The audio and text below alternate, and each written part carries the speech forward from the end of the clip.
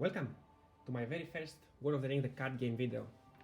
Today I'm going to explain you all the niches that you can use with the Dunedain deck, and I'm doing that because a lot of people are complaining that 3 people are not strong and they get bullied by the cycled Nazguls and stuff, but we are going to prove them wrong. We are going to show what these lords are actually made of. Okay, so we will start by explaining all the decks of the 3 people and starting with the Dunedain deck, and let's go through every card and what you can use this card for. Okay, so I'll start with the 3 hunters and the red arrow and Irorath.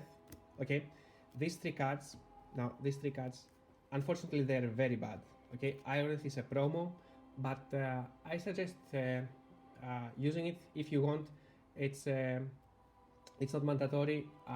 She's good just to forsake, because you will be required to forsake a lot of cards with this deck. Okay, now let's go to the red arrow and 3 hunters. Okay, these 2 cards, unfortunately they're very bad. They're not useful. Okay, you will be able to use them maybe 1 out of 100 times, but otherwise it's always best to keep them.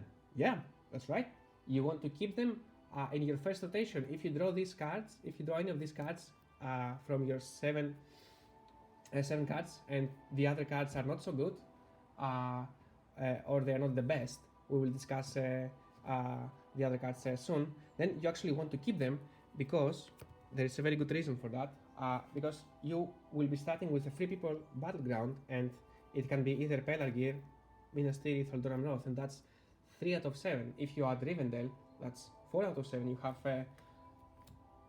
more than 50% actually to start by forsaking or cycling, so you can forsake these cards once and for all and actually make your deck smaller. Okay, so that's why I usually keep them unless I have very good cards. Okay, and next is Legolas.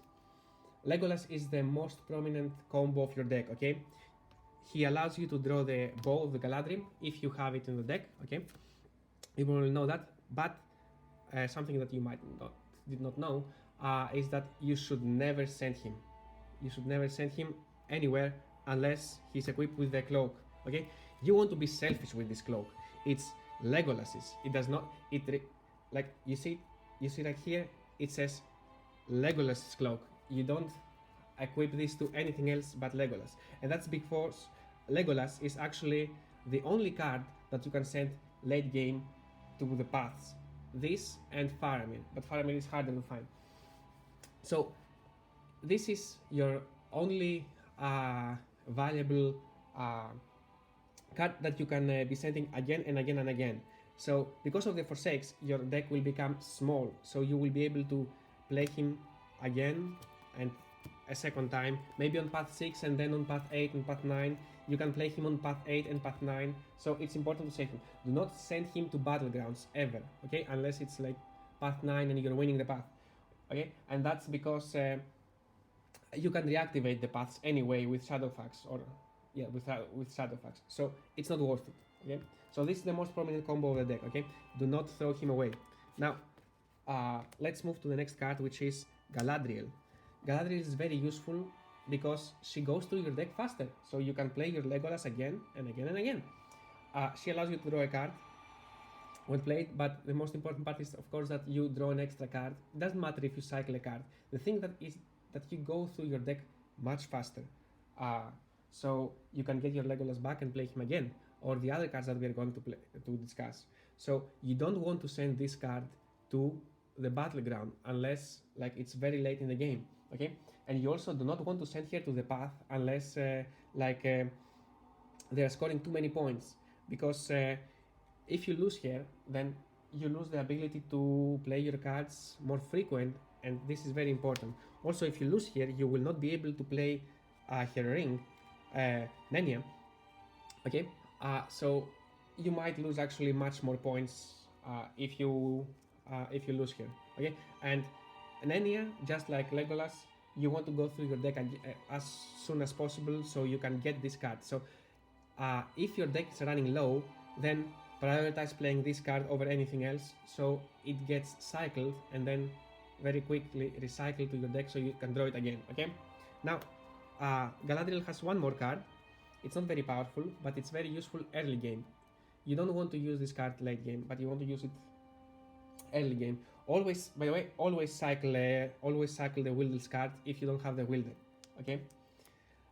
So this is good only early game. You don't care about much late game, since it does not actually give you any power. You want to play it early game, and there are.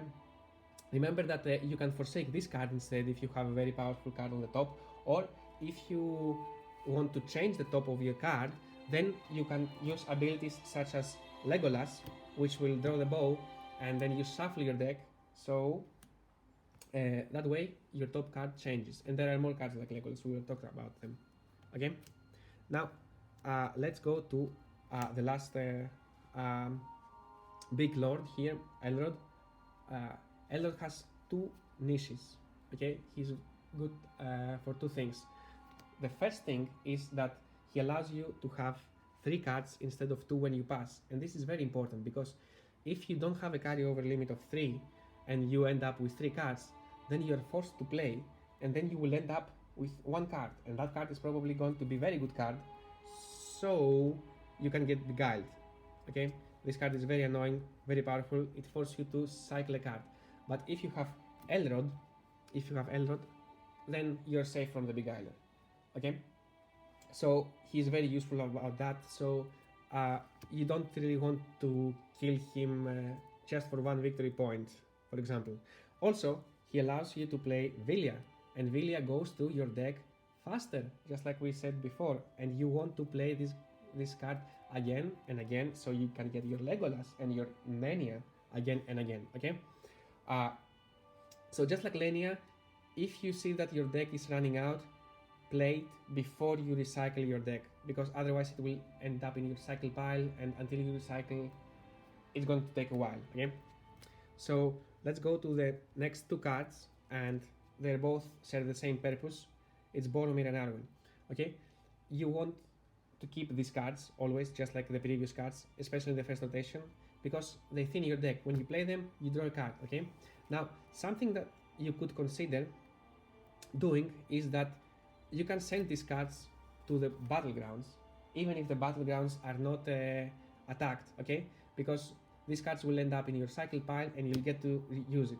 But do that only in the mid game or late game, because these cards serve for only one purpose: you forsake them, especially Arwen. Okay, now Boromir can be more useful, but Arwen is very good to forsake. You don't really care about her effect that she buffs Strider or Aragorn. That's not very important. So don't risk forsaking any of your good cards, the cards that we mentioned previously, but forsake this card instead from your reserve. Okay, now let's go and check the last cards that you should keep in your first rotation, and it's Prince Imrahil. And the same logic applies here. You want to keep this card only if you do not have knights. If your knights are in the deck and you don't have very powerful cards, the cards that we mentioned before, you want to keep this card because you will cycle a bad card and you will get this from your deck. You don't really need knights, but it removes 1 card from your deck, right? So also make sure to play always Prince Imrahil before you play like Arwen, because if you play Arwen, you might draw the useless knights. I'm sorry, knights, but yeah, you're useless usually. So yeah, you thin your deck. Your deck will become 1 card less, so in the next round you will be able to draw something better. And what could be better than Strider?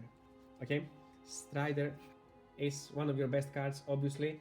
Now about Strider is that when you want to use Strider, okay, the best usage for Strider is actually on path number 2. It doesn't matter what path it is.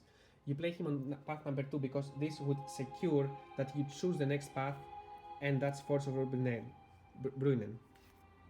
Okay, and if you have Strider, you want to play him as soon as possible, because if the Saruman player plays before you, he can put Flocks of the Crebain, and then if you add Strider, he can activate Flocks, and your strider is gone and you cannot advance. Okay, so you always want to play him before flocks are played. Okay, and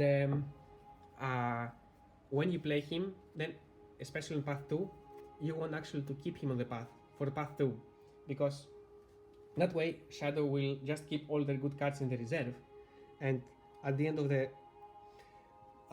of your actions you will activate Strider and you will get your Fords. This is the best use for Strider, I think, because this card allows you to draw 6 cards. 3 people get 6 cards. It's insanely powerful. Like the other cards, the other paths allow you to draw only 2 cards. So to forsake 1 card to draw 6, yeah, I'm always going to take that. Okay, so, and also if you activate him later, then this card gets in your victory scoring area for free, right? Because Shadow would play everything in the reserve. Okay, so this is why you wait. But in other purposes, you might want to actually play to fire him up first. Okay, and after Strider comes Aragorn. Now, if you got Aragorn on turn 1 and you did not get Strider, then don't be afraid to play Aragorn. It's okay. It's actually going to be more useful. You don't know when your Strider is coming up, okay? So don't be afraid playing Aragorn, okay? More notes on Aragorn when I'll cover Anduril, but long story short, do not use him, because you can do not use him on any battlegrounds, okay? Do not defend, because you can get everything back with your Anduril, unless Anduril is of course lost, okay? But even then you have Shadowfax, so don't send him anywhere, okay? Now, Halbarad, okay? If you don't have Aragorn or Strider, you always take Strider with this thing. There is a niche that in case you got very unlucky and Strider is buried in your cycle pile, in your deck, sorry, and you're using him late, then you can wait until your deck is recycled just to take a Strider again and use him, okay? And sometimes, I'll cover that more in detail with Faramir, you can use Strider 2 times per round, so stay tuned. The last card that is about Strider and Aragorn is Anduril, okay? First of all, obviously, you do not want, not obviously, okay? You do not really want to play this on Strider, okay? So play it only on Aragorn, okay? You want to keep this card secret and safe. Okay, so the best way to do that is if you cycle the card, okay?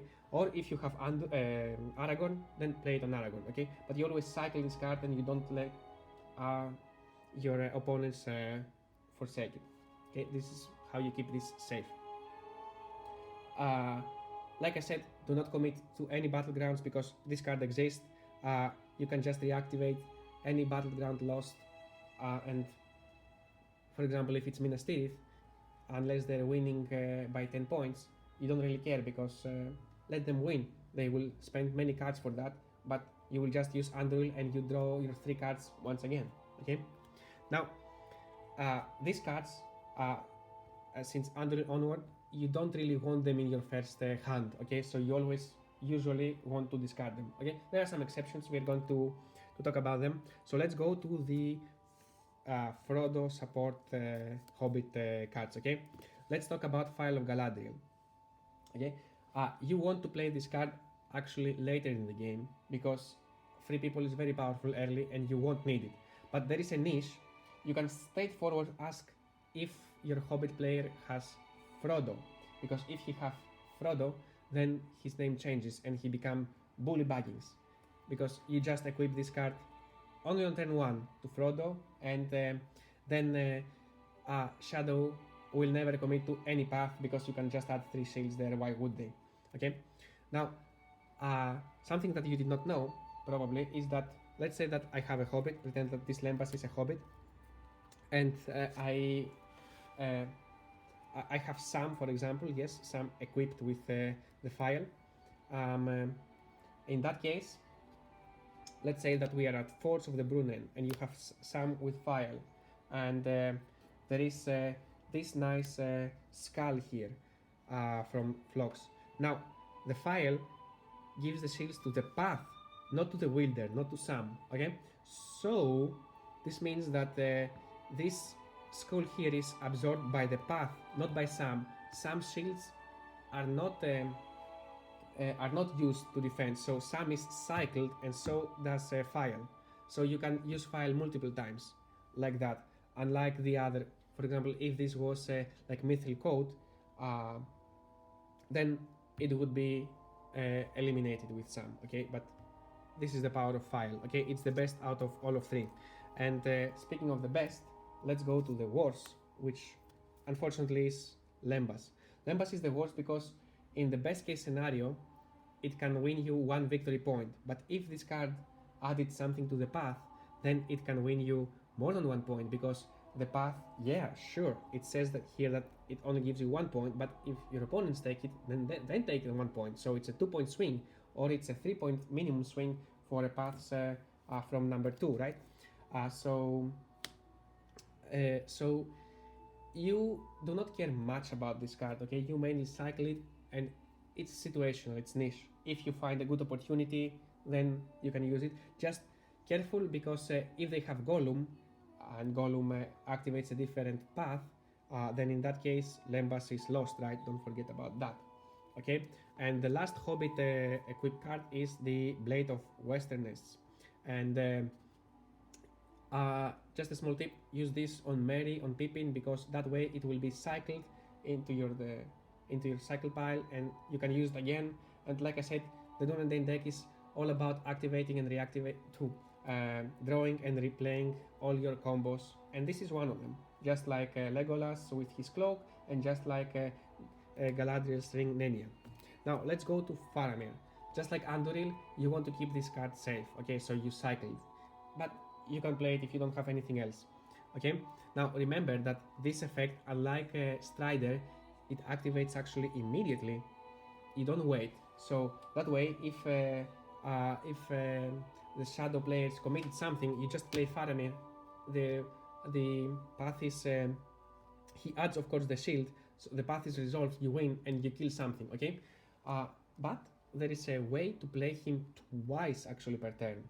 Okay, on path 7, and this can be done if you played him in the reserve earlier. So let's say that you played him in the reserve on path 6. Now let's pretend that this is path 7. So you play him on path 6. He's ready on path 7, and then you just move him to the path. You did not play him. You move him. You activate his ability. You did not play him, right? You score the path. You take another path. Then if they did not have any skulls, then Faramir survives. He goes to the cycle pile, and then if you can draw him back, say with Path of the Dead or with Denethor, then you did not actually play him. You activated him this round, so you can play him again and score 2 Path 7, which is very nice. Okay, now moving to Denethor. Denethor is very good, especially when you want to go through your deck fast. So let's say that all your good cards are in cycle pile, then you can activate Denethor, forsake one from your deck to make it smaller, so you get to recycle your deck faster to get your cards back. Then you draw one card and you can use his effect multiple times. So this is a very good way to thin your deck, and some combos that I just mentioned with Faramir. And don't forget that you can forsake Denethor himself to do his effect. Okay, so you can forsake Denethor to take Faramir. Nope, of course you'll take Boromir because that's what Denethor will want, of course. But you can do that. Okay, now let's go to the Path of the Dead. Path of the Dead is a very complex card. You just need experience to play this card. My advice is just careful what you are forsaking. That's why you have Denethor or Arwen. I usually use it when I want to go through my deck faster, so I get back to my Legolas or in a pinch. But usually 5 cards is very good. If you have it, don't hesitate. Don't use it immediately. Just wait so the shadow players put their stuff in the reserve, and in the end only play it, because if you draw all the cards early, then your opponents will just pass, so you will lose all the momentum or everything that you could gain with it. Okay, and the last thing that I wanted to talk about are the army cards. So these are the army cards and the knights that I showed you. Now Unfortunately, these are bad cards. I'm sorry. Yeah, 3 shields on Minas Tirith. Sure, but you don't want to play them in the reserve. Okay, you only play these cards in the reserve if uh, if you cannot play anything else. Let's say that if you have Galadriel's ring but not Galadriel or two armies, then you cycle one to play the other. Okay, but you never want to play them in the reserve unless this situation. Okay, of course you can play them to defend. That's fine, but don't play them in the reserve just like that if you have any of the other cards that I showed you. It's better to play just Faramir, for example. Okay, so I hope you liked this video, and I hope you learned new things. So see you next time with a Hobbit player.